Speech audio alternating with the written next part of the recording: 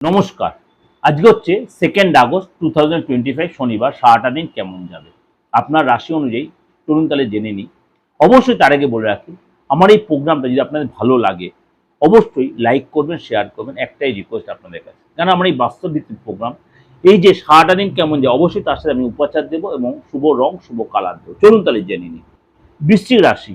বৃশ্চিক রাশি আর্থিক জায়গাটা হচ্ছে আপনার বিনা কারণে যে অর্থ খরচ হবে, অনাবশ্যক অর্থ খরচ হবে। আজ বিশ্বাসী লোকেরা শরীর স্বাস্থ্যের দিক দিয়ে অনেকটাই বেটার দেখা যাবে।